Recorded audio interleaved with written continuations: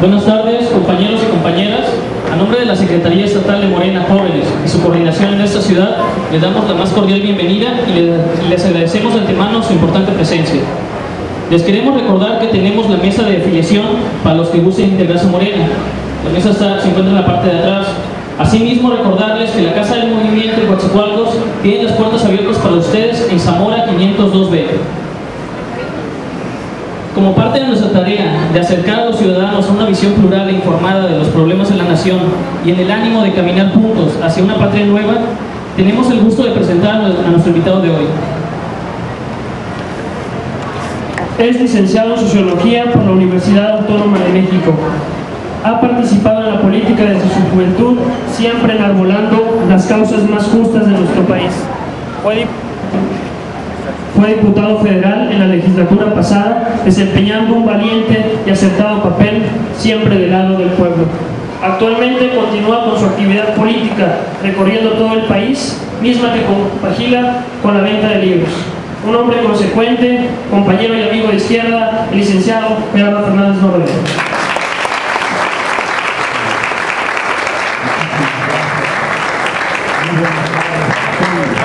Estoy muy contento de estar aquí con ustedes porque cierro hoy una gira breve de 2 días, acá por Veracruz, y además ahora como ya desde agosto terminó nuestra responsabilidad pública, ahora nos la tuvimos que echar por tierra y está tiene su distancia esta parte, ¿no? Entonces constatamos algo que hemos venido denunciando. Decía el gobierno de Calderón. ¿Sí se oye bien? No, ¿verdad? Se oye mejor el otro. Se oye mejor el otro, pero el otro no. El otro está medio fallón, ahí está. Les decía que el gobierno de Calderón presumía que a lo que más le habían metido era carreteras. Y yo les decía, se nota que no viajan por carretera nunca. La de Córdoba a Coatzacoalcos, parece empedrado, pinche carretera. O sea, es una desgracia cómo está. Cuando llegué a la caseta, a la hora que me querían cobrar, le digo, pero si deberían pagarme por circular por aquí, es un espanto esa carretera, la verdad. Es verdaderamente dramático. Veracruz incendiado. Ayer le comentaba a los compañeros de la prensa, como ya ven que se están rompiendo las medias Yunes y Duarte, me dicen, ¿verdad que Yunes debe irse a la cárcel porque es un pederasta? Digo, miren, yo creo que Yunes y que Duarte son unos criminales muy peligrosos y que ambos deberían estar en la cárcel, ¿no? Y la prensa saca hoy, Yunes debería estar en la cárcel, ¿no? Y Duarte se les perdió, en la redacción se les pasó por ahí el nombre de Duarte. Ya ven que no es conocido el exgobernador de Veracruz. Y entonces comentaba ahorita mi camarada Rosaelia, qué chingona nota del diario de Leslie, la denuncia que hice ayer diciendo que el gobierno de Peña Nieto está comprando a los diputados. Que la gente me pregunta, ¿y por qué los diputados están como están? No hay una voz en el Congreso. Monreal hace su tarea, Durazo, no escucho a nadie más. Y enérgicamente no se ve. Entonces yo dije, a ver qué está pasando en el Congreso, que están de lacayos de los lacayos del poder. Porque Peña es un lacayo, no es quien manda en este país. ¿Qué está sucediendo ahí con los diputados? Les están dando 20 millones de pesos al año, aparte de su dieta. Hay quien me dice que 30, dejémoselos por lo bajito en 20. Entonces, yo no me voy por la fácil de que hay los diputados corruptos. No, el que los compra, Peña Nieto, las cúpulas de los partidos, son las responsables de este deterioro que hay en el país, porque no tienen vergüenza. Primero aprobaron la reforma laboral y liquidaron los derechos de los trabajadores en el país. No solo legalizaron el outsourcing, yo a los que no saben inglés les digo que outsourcing quiere decir que vamos a poder, porque se trata de que la gente no tenga prestaciones, no tenga aguinaldo, no tenga jubilación, no tenga pensión, no tenga nada. Nada. Pero no se quedaron ahí, metieron el pago por hora, metieron hora trabajada, hora pagada, 8 pesos la hora. 8 pesos. O sea, la gente ya ni siquiera tiene derecho a descansar, porque si descansa y no trabaja no le pagan nada. Es verdaderamente miserable. No se quedaron ahí, hicieron una reforma a la ley de amparo, ya los campesinos ya no pueden ampararse. Hicieron prácticamente nulo el amparo en México a partir de esa reforma aprobada. Metieron telecomunicaciones, 100% de inversión extranjera en telecomunicaciones y en televisión, que para la competencia, yo les recuerdo que cuando estaba solo Televisa, había una televisión pública y la privatizaban para la competencia, y esa televisión privatizada se llama Televisión Azteca. ¿Qué ha cambiado en la televisión nacional? Absolutamente nada. Son igual de malas, son igual de pésimos los programas, igual de desinformadores, igual de desorientadores, representan exactamente lo mismo. Y si meten una cadena extranjera va a ser exactamente lo mismo.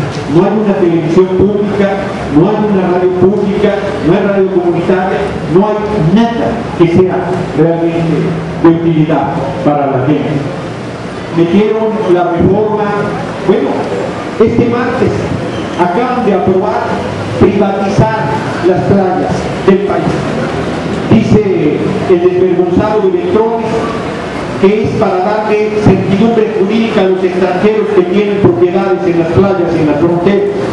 En otras palabras, dice Beltrones que va a legalizar la violación al artículo 27 constitucional que los extranjeros vienen haciendo de las playas y de las fronteras del país. No tienen vergüenza, es inaceptable.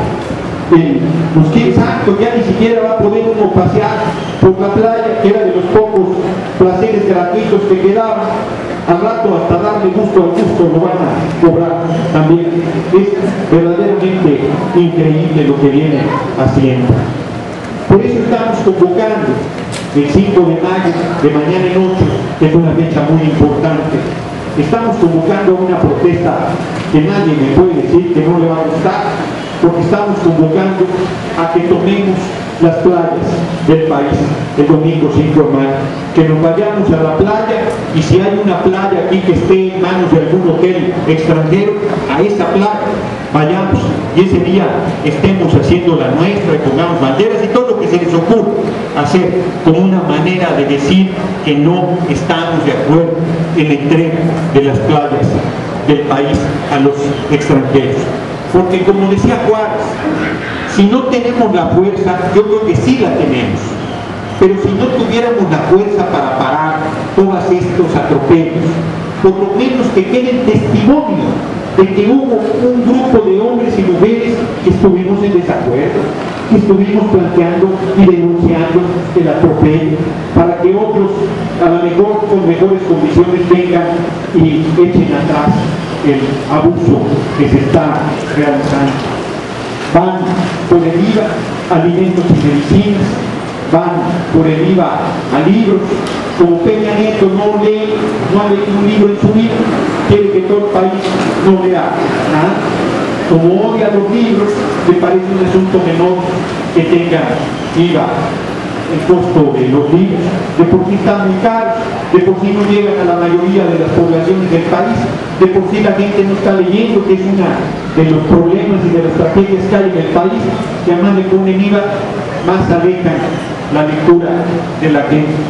Quieren subir el IVA, además, y por si no fuera suficiente, quieren acabar de entregar el petróleo. El petróleo es muy importante para el país. ¿Sí se está oyendo bien? Sí. Sí, porque yo aquí mismo muevo medio de la chingada, porque ya se oye bien. Está bien. Bueno, les decía yo, 38% del presupuesto nacional sale del petróleo a pesar de la corrupción que hay. Eso quiere decir que una de cada 3 escuelas, uno de cada 3 hospitales, una de cada 3 carreteras se ha construido con dinero del petróleo. El 38% del presupuesto de aquí de Coatzacoalcos sale del petróleo. El 38% del presupuesto que Duarte se gasta sale del petróleo. El 38% del presupuesto nacional. El 38% del avión nuevo que le van a entregar a Peña sale del petróleo. Es muy importante lo que Pemex aporta para el desarrollo del país. Y les han dado todo a las transnacionales. Les han dado perforación, explotación, conducción, transporte, todo. Bueno, la mitad de la gasolina que consumimos se importa. La mitad de la gasolina que consumimos. ¿Qué le falta entonces a las transnacionales? ¿Por qué quieren hacer una reforma si tienen todo? Como ellos lo vienen diciendo, no van a entregar Pemex. Pemex lo van a dejar como las casas estas viejas que no tiran, que el Instituto de Antropología dice que deben permanecer, y entonces tiran todo lo de adentro y dejan la pura fachada. Así están haciendo con Pemex, están vaciándolo, saqueándolo, y lo que quieren hacer es en realidad entregarles los yacimientos petroleros, que es lo único que les falta por controlar directamente a las transnacionales. ¿De qué manera quieren entregar los yacimientos petroleros? Muy simple. Miren, poquito de historia. A finales del siglo XIX empezó la explotación petrolera en México. Porfirio Díaz dio las concesiones a las petroleras sin ninguna condición. No pagaban renta, no pagaban impuestos, no pagaban nada. Se viene la revolución y se hace la Constitución del 17, la de 1857 ya lo contenía, pero la Constitución del 17 se refrendó algo que existe en todos los países del mundo, a excepción de Estados Unidos, y que es que el subsuelo le pertenece a la nación. El agua, los minerales, el petróleo, todo lo que hay en el subsuelo es de la nación. Y la Constitución del 17, en el artículo 27, volvió a reivindicar esta situación. Bueno, pues las petroleras, las transnacionales dijeron que la Constitución del 17 era espuria, que no reconocían ese marco legal y que el petróleo era de ellas y de nadie más, que no era de la nación mexicana. Desde 1917 hasta 1938, todos los presidentes mal o bien intentaron reglamentar que los yacimientos eran de la nación y no pudieron. Carranza tenía muchos defectos, pero no el de no ser nacionalista, y no pudo consumar. Obregón era un cabrón bien hecho, tampoco pudo. De hecho hizo los acuerdos de Bucarest, contrarios más bien. Calles no pudo, no pudieron menos los peleles que Calles puso. Y fue hasta el general Lázaro Cárdenas, la gente no sabe, se le olvida, que fue hasta el general Lázaro Cárdenas que los trabajadores mexicanos petroleros de las transnacionales que tenían el control pidieron un aumento de sueldo. Y las transnacionales dijeron, no, no lo vamos, no tenemos. Se fueron a huelga. Después de la huelga, el gobierno les dijo, nosotros hacemos el peritaje, levanten la huelga.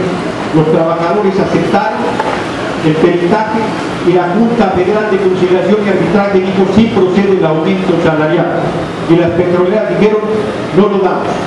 Intervino la Suprema Corte de Justicia de la Nación, que no estaba integrada por una pandilla de canallas como ahora, y la Corte dijo que sí procedía el aumento. Y las petroleras dijeron, no pagamos el aumento. Y ese fue el momento de quiebre. El presidente de la República, el general Lázaro Cárdenas, dijo, no podemos tolerar que sea tal la insolencia y el desacato de las transnacionales, y expropió el petróleo el 18 de marzo de 1938. Las petroleras apostaron a que no íbamos a poder. Además, bloquearon todas las exportaciones y nos hicieron un favor, porque todo el petróleo se volcó al desarrollo interno del país. Y los trabajadores petroleros sacaron adelante la empresa. Hoy funcionarios retirados del grupo de Constitución del 17 y muchos como ellos y trabajadores de todos los niveles jugaron un papel extraordinario para hacer de Pemex una de las empresas más importantes del mundo. Y a partir de Salinas, muchos gobiernos anteriores, pero a partir de Salinas despedazaron a Petróleos, entregaron la petroquímica y fueron entregando todas las áreas que la Constitución no permite a la inversión extranjera. Hasta el grado que hoy está totalmente entregado y solo les faltan los yacimientos. ¿Cómo los van a entregar? Le van a decir al pueblo, ahora sí, el petróleo va a ser tú, vamos a vender acciones. Tú vas a comprar tus acciones y ahora sí vas a tener un beneficio directo, como si el taquero de la esquina pudiera comprar acciones de petróleo mexicano, o comprará una o dos acciones pedorras frente a lo que puedan comprar en fin los 30 grandes empresarios, los grandes poderosos del mundo, que en las bolsas de valores del mundo van a vender los yacimientos disfrazados de acciones petroleras. Tenemos que detener todo esas acciones inmorales, ilegales, arbitrarias, de patrias que están desarrollándose en el país. ¿Cómo hacer frente a esta ofensiva terrible? Me decía un compañero, acabo de ir a Morelos, me decía un joven, oye Gerardo, yo ya no sé cómo explicarle a la gente, me acuesto con una reforma, me despierto, ya tienen otra, me siento a comer, ya tienen otra, todavía no acabo de explicarles el daño que está haciendo una cuando ya salieron 4 o 5 reformas más. La cúpula del PRD, PRI y PAN representan lo mismo, exactamente lo mismo, se pasan del PRI al PAN, del PAN al PRI, ahí van brinca que brinca, son como un matrimonio mal avenido, se pelean en las elecciones, pero pasan las elecciones y ahí están otra vez en el apapacho, fregando al pueblo. Pero lo grave de este momento es que la cúpula del PRD ya se sumó a ese proyecto de desmantelamiento del país. Ahí están de la cara, de tapetes de los poderosos. Por lo menos el PAN ha estado cuestionando el PAC, que es su programa político, y Zambrano ahí sale a decir que no, que está vivo el pacto, que qué bien, que no sé qué, puras barbaridades. Yo creo que no han traicionado, yo creo que son colaboracionistas. Así se entiende por ese término. En la Segunda Guerra Mundial, cuando Alemania invade Francia, se hace un gobierno de franceses al servicio de la intervención alemana y se les llamó colaboracionistas. Yo creo que eso han hecho la cúpula del PRD, son colaboracionistas. Es una frontera muy tenue, pero es así. Me dicen que si ya se vendieron, yo les digo que no, que se alquilan, ¿no? Se alquilan por temporadas. Ahora, inclusive acá en Veracruz y en varios estados andan queriendo hacer acción, andan queriendo hacer alianza con Acción Nacional. Háganme el favor, ¿qué tenemos que ver la izquierda con la derecha? No tenemos nada que hacer nosotros con Acción Nacional. Ya se les olvidó que nos robaron la presidencia en el 2006, ya se les olvidó que se aliaron con el PRI para volvernos a atropellar en el 2012, ya se les olvidó que han hundido al país en la miseria y que han estado aliados con el PRI desde Salinas, tomando todas las decisiones contrarias al pueblo de México. Han votado desde Salinas el 100% de las cosas contrarias al pueblo y el 90% de las cosas totales en la Cámara las han votado juntos el PRI y el PAN. Nosotros no tenemos nada que hacer con Acción Nacional. Entonces, la situación es ciertamente complicada. Yo creo que lo que tenemos que hacer, primero, dejar de pensar que es otro el que va a resolver las cosas del país. Asumir que somos nosotros los que tenemos que hacer el cambio, que si no damos nosotros que el cambio está primero en nosotros, y que si nosotros cambiamos, nos comportamos como seres humanos soberanos, como hombres y mujeres libres, si enfrentamos las injusticias, si enfrentamos los atropellos, si denunciamos los abusos, si ejercemos nuestros derechos con firmeza, las cosas empiezan a cambiar. Lo digo de otra manera. ¿Qué hacen los diputados? Dice todo el mundo.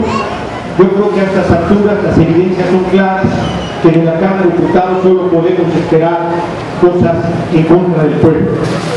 Yo creo que a estas alturas está claro que desde los gobiernos lo único que podemos esperar son cosas contrarias al pueblo y que la excepción confirma la regla. ¿Puede llegar algún buen compañero legislador? Puede llegar. ¿Puede llegar algún buen compañero a una alcaldía? Puede llegar. Pero son la excepción. La mayoría están contados con el poder, están perdidos en los tiempos canallas que estamos viviendo de enorme deterioro. Entonces, lo que se requiere es que nos hagamos cargo nosotros mismos del cambio, que entendamos que lo que no hagamos nosotros por nosotros mismos no lo va a hacer nadie, no va a venir nadie a salvarnos, no va. Yo he comentado insistentemente, yo soy ateo, pero al margen de que sea ateo no va a venir ningún ser sobrenatural a salvarnos. Tiene que ser nosotros organizados los que cambiemos las cosas, los que impulsemos la transformación del país. ¿Cómo hacerlo? ¿Cómo hacer esa transformación? Bueno, nosotros hemos estado proponiendo una salida muy precisa, muy puntual. Yo creo que el pueblo no se está dando cuenta del poder que tiene, no está ejerciendo el poder que está en sus manos, porque más bien nos sentimos víctimas, pobrecitos, cómo nos atropellan, cómo son de abusivos, cómo son de corruptos, cómo nos engañan, pero todo eso sucede porque lo permitimos, porque toleramos todos esos abusos, todos esos atropellos. Nosotros entonces necesitamos tomar el destino en nuestras manos.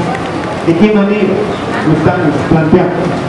Yo les decía que un grupo de legisladores hicimos un llamamiento al pueblo de México el 15 de septiembre y ahí propusimos un proceso de desobediencia civil inspirados en Madero. Madero en su plan de San Luis dice: fui a una elección sabiendo que me podían hacer fraude y me lo hicieron. Fui a la Cámara de Diputados sabiendo que no representaba al pueblo de México sino a Porfirio Díaz, pidiendo la nulidad de la elección y no me dieron la nulidad. Y ahí es donde Madero se vuelve enorme. Dice Madero: no sería yo hombre si no convoco al pueblo a deponer al usurpador con las armas. Nosotros en pleno siglo XXI creo que podemos hacer el cambio de manera pacífica. No se requiere, desde mi punto de vista, las armas. Yo, antes de hacerles la propuesta, les comparto una conclusión a la que yo he llegado. Yo creo que la vía electoral para acceder a la presidencia de la República está cerrada. La regla para la izquierda es: si pierdes, pierdes, y si ganas, pierdes. Cada que ganamos se la roba. Y me parece que nosotros no debemos renunciar a la vía electoral. Lo que tenemos que hacer es abrirla, como lo hicieron en Bolivia. Poderoso movimiento popular se levantó y abrió la vía electoral para que Evo Morales llegara a la presidencia de la República. En Ecuador, poderoso movimiento popular se levantó y abrió el camino para que Correa llegara. En Venezuela intentó Chávez por la vía militar, cívico-militar, un levantamiento, fracasó, se fue a la cárcel 2 años, de 92 a 94, y luego se fue a recorrer el país y con un levantamiento popular abrieron el camino para que en la elección del 98 se reconociera el triunfo de Chávez. Y luego, en el 2002, le hicieron un golpe de Estado y el pueblo lo sacó adelante. Y luego le hicieron un paro petrolero y el pueblo volvió a sacarlo adelante. Todo. Llevan 18 elecciones y solo han perdido una de un referéndum a la Constitución. Esta última la ha ganado cerrado por 2%. Hago una pequeña digresión y ahorita voy a la propuesta. Yo les decía en Venezuela cómo está la situación en México y no me la creen. Me dice: no puede ser que la gente esté aguantando tanto. Y yo les platico aquí en México cómo está en Venezuela y tampoco me creen, porque les digo, están entregando 3.000 viviendas semanales, nuevas, de 70 metros cuadrados, de 3 recámaras, 2 baños, y ahí les va lo más increíble, amuebladas. Se las entregan totalmente amuebladas a gente pobre, trabajadores venezolanos. Y la gente de Venezuela se enoja porque la estufa en vez de 6 quemadores trae 4. Y nosotros les decimos, pues aquí en México les planteamos el refrán de que ya no la queremos bañada y peinada, sino que nos la den como sea, ¿no? Ya parece que nos vamos a poner nuestros moños y la estufa está pintada de verde en vez de amarillo, venga como sea, ya, ¿no? Lo que queremos es vivienda, que hace muchísimo que no se construye vivienda en el país. Redujeron la jornada de 8 horas a 6 horas, hay subsidio a la alimentación, vale $1 llenar el tanque de gasolina, acceso a servicios de salud, una cosa impresionante. Tienen el 5º lugar en matrícula universitaria del mundo, según la UNESCO Venezuela. Todos los jóvenes que quieren estudiar tienen un lugar en las universidades públicas del país. Encontré hombres de mi edad, mujeres de mi edad, que me decían, Gerardo, hace 30 años yo no pude estudiar, estoy acabando la universidad ahora. Impresionante. Yo creo que tienen que cambiar los planes de estudio. Yo creo que están ahí con algún problema.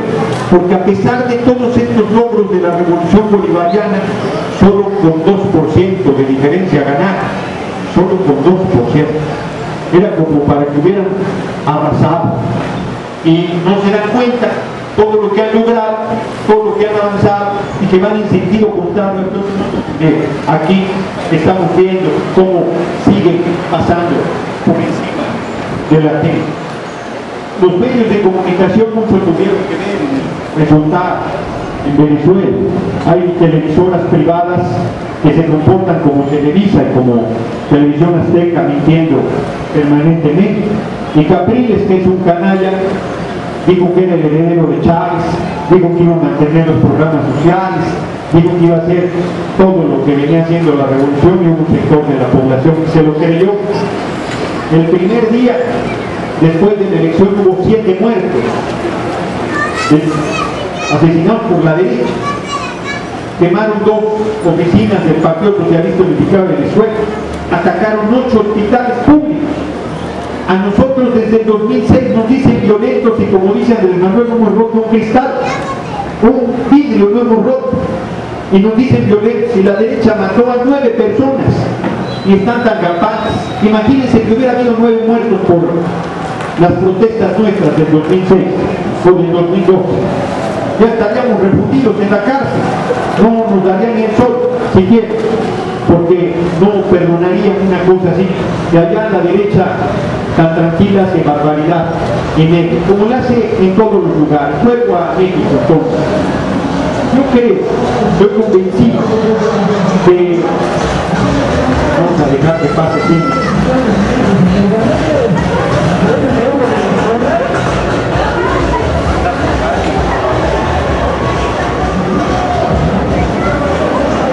Yo les decía que tener una propuesta. ¿Cuál es esta propuesta? Es muy sencilla. También, no aquí, pero en Veracruz me decían los reporteros: oye, Gerardo, ¿tú estás de acuerdo en las protestas de los maestros de Guerrero? Y yo les decía mi respaldo absoluto a los maestros de Guerrero, porque me parece increíble que se espanten con cómo se están manifestando, pero no les espante que hay 6 de cada 10 niños en la pobreza, que están literalmente muriendo de hambre, que no les preocupe el estado en que están las escuelas, que no les preocupe, ese se me hace que lo dedicatoria especial, ¿verdad? Bueno, les decía yo, pues la gente reacciona, la gente tiene sangre en las venas. A mí, al contrario, me impresiona que no haya un levantamiento. Es que ese amigo es el dueño del Parque Independencia. Del dueño de las farmacias estas, que me dice que ese amigo es el dueño del parque. Pues me parece terrible. Pero bueno, es evidente que están tratando de sabotear el evento. Cuando no hay argumentos, se utilizan recursos tan burdos como este que estamos escuchando. Pero nos concentramos en lo que está.